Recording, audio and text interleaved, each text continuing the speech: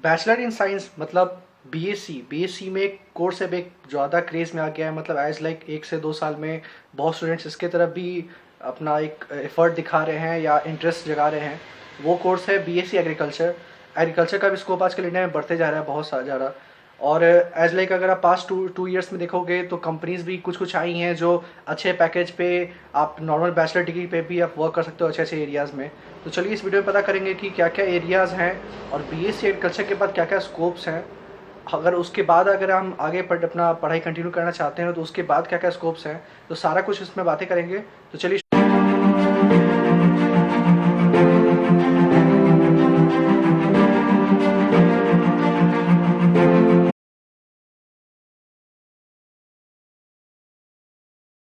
Hello everyone. BSc agriculture का जो scope है इंडिया में आजकल बढ़ते जा रहा है। तो मैंने बताया था कि इस वीडियो में मैं ही बातें करेंगे सब कुछ इसके बारे में डिटेल में इन्फॉर्मेशन गैदर करके मैंने बहुत चीज़ सर्च किया है। तो मैंने एक चार्ट बनाया है। तो बेसिकली बीएससी एग्रीकल्चर पहले मैं बता देता हूँ, इनिशियल से हम लोग स्टार्ट करेंगे। तो वही स्टूडेंट्स कर सकते हैं कि जो पीसीबी से या पीसीएम से अपना +2 लेवल क्रॉस किए हैं। फिर बात आती है तो ये 4 साल की कोर्स होती है आपको। इसमें बेसिकली यही सब पढ़ाया जाता है। मतलब एज लाइक फॉर एग्जांपल लेते हैं तो सॉइल के बारे में या खड़ी क्रॉप, रबी क्रॉप, फार्मिंग के समथिंग, यही सब एग्जांपल्स हैं जो इसमें 4 साल के कोर्स में आपको पढ़ाए जाते हैं। और अभी कुछ सालों से इसमें क्रेज़ बढ़ते जा रहा है, बच्चे बहुत इनरोल कर रहे हैं इस कोर्स के बारे में। तो मैंने जो चार्ट बनाया है उसमें आपको सारी इन्फॉर्मेशन मिल जाएंगे कि आपको बीएससी के बाद आप क्या क्या कर सकते हो, फिर एमएससी में किस चीज़ में इनरोल कर सकते हो, फिर आगे क्या क्या स्कोप्स हैं, सब कुछ इन्फॉर्मेशन है। तो इस वीडियो को आप पूरा देखें तभी आपको पूरी इन्फॉर्मेशन मिल पाएगी। तो बेसिकली आप स्क्रीन पे आप देख रहे होगे।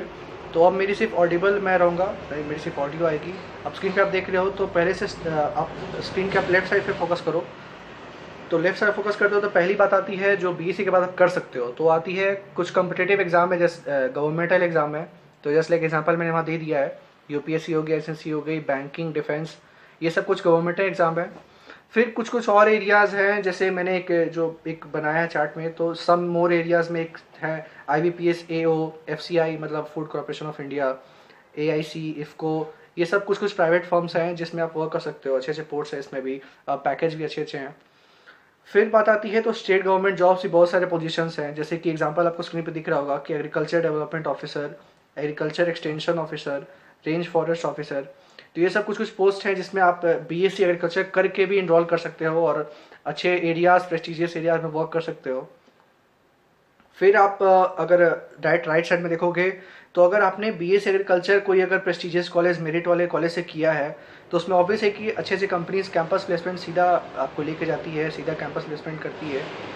तो इस उसमें भी अच्छे अच्छे पैकेज आपको हैं। एज लाइक अगर नहीं भी है एवरेज पैकेज तो हम मान के चलेंगे तो 5 से 6 लाख की पैकेज तो और आराम से आपको बीएससी एग्रीकल्चर से मिल जाएगी अगर आपने मेरिट वाले कॉलेज से किया है तो। फिर आप नीचे देखोगे उसके कैंपस प्लेसमेंट के, तो बैंक एंड इंश्योरेंस सेक्टर भी है बहुत सारे।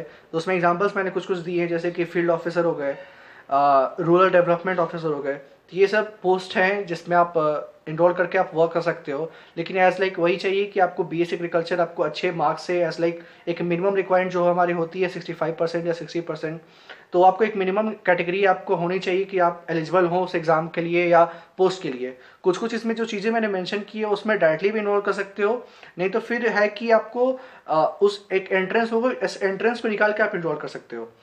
फिर आती है बात तो जर्नलिज्म भी आप कर सकते हो, ये भी एक एग्जांपल है आपको। और फिर जो लास्ट हमारा है वो है एमएससी एग्रीकल्चर। आप बीएससी के बाद अगर आपको जॉब्स करने का मन नहीं है, आपको अगर स्टडीज़ आप अपने ऊपर करनी है, मतलब लाइक आपको थोड़े ज़्यादा पढ़ाई करनी है, तो एमएससी आप एग्रीकल्चर में कर सकते हो। और फिर बाद में पीएचडी का ऑप्शन है। फिर जब अगर सेंटर में आएंगे तो सेंटर में आप अगर चार्ट में देख रहे होगे तो बीएससी एग्रीकल्चर के बाद आप टीचिंग लाइन में भी जा सकते हो।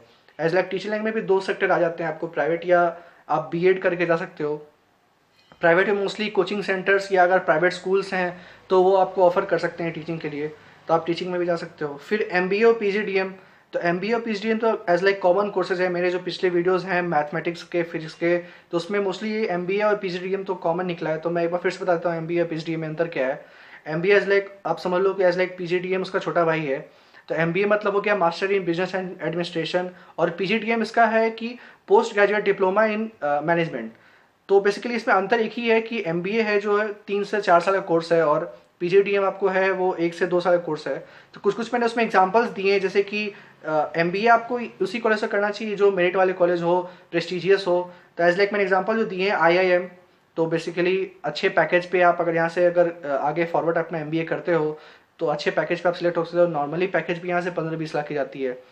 फिर FMS तो एक एग्ज़ाम हो गई आपको, फैकल्टी ऑफ मैनेजमेंट स्टडीज़। तो बेसिकली ये एग्ज़ाम निकाल के आप DU में एडमिशन ले सकते हो। University of Delhi as like सब एलिजिबल होती है ये एग्ज़ाम निकाल के। फिर XLRI भी एक एग्ज़ाम होती है जिससे आप ये MBA का एग्ज़ाम कर सकते हो। फिर आप अगर लेफ्ट साइड उसका देख रहे होगे तो MCA भी है, मास्टर इन कंप्यूटर एप्लीकेशन। तो इसमें भी कुछ कुछ मैंने मेंशन किया है। निमसेट एक एग्ज़ाम है, JNU, BHU, तो ये सब कॉलेजेस से प्रेस्टिजियस जिसमें आप एनरोल करके पढ़ाई कर सकते हो MCA का। जिसको इंटरेस्टेड है कोडिंग या उसको कंप्यूटर लैंग्वेज इंटरेस्ट है तो आप बेसिकली BSc एग्रीकल्चर के बाद भी MCA में पढ़ाई आप कंटिन्यू कर सकते हो अपना। फिर जो लास्ट आती है वो है MBA in agriculture business, agri business, तो आप ये भी कर सकते हो। फिर अगर आप लेफ्ट साइड में देखोगे स्क्रीन के सबसे लेफ्ट साइड में नीचे बॉटम साइड में, तो आप BSc एग्रीकल्चर के बिजनेस भी कर सकते हो। इसमें क्या है, बिजनेस में कुछ कुछ मैंने 2 एग्जांपल जो दिए हैं, एक है डेयरी का, एक है चिकन फार्म्स का। तो अगर आप बड़े स्केल पे अगर इसको चलाते हो तो ऑब्वियस एक अच्छा रेवेन्यू जनरेट होगा आपको खुद का। तो डेयरी और चिकन ये तो कभी मतलब हमारे यहाँ शॉर्टेज तो कभी होती नहीं है, हमेशा हर डेली यूज़ है इसका। तो ऑब्वियस है कि अगर बड़े स्केल पे खोलोगे तो आपका रेवेन्यू अच्छी होगी। तो मैंने इसमें यार सारे एरियाज़ में आपको टच कर चुका हूँ मैं, मुझे लगता है कि उसमें कुछ इन्फॉर्मेशन छूटा है। तो आप अगर आपको जिसमें भी अब इंटरेस्ट है तो आप जैसे कि देख सकते हो कि मैं BSc एग्रीकल्चर करके क्या क्या कर सकता हूँ। तो मैंने इसमें सारा कुछ मेंशन कर दिया है। और मेरी जो नेक्स्ट वीडियो होगी वो बेसिकली क्लास 12 पे होगी। मैंने प्रिपेयर किया है अच्छे अच्छे नोट्स हर चैप्टर के फिजिक्स और केमिस्ट्री के। तो बेसिकली आप उसमें जाके आप नोट्स देख सकते हो। अगर जो मेरे 12th वाले स्टूडेंट्स जो व्यूअर्स हैं मेरे वो 12th वाले हैं, तो बेसिकली आप वो देख सकते हो। उसमें सारे कुछ नोट्स है, हर चैप्टर वाइज मैंने नोट्स वीडियो बनाया है, तो आप वहाँ से डाउनलोड भी कर सकते हो उसको जाके, आप उसी से उसका यूज़ कर सकते हो उस नोट्स का। तो बेसिकली इसमें सारे इन्फॉर्मेशन मैंने दे दिया है। मैंने इतने तेरे लिए मेहनत किया यार, तो बस मेरा एक काम करो आप कि नीचे जो बेल सब्सक्राइब और लाइक बटन है आप बस वो क्लिक कर दो। तो ओके, सो थैंक यू।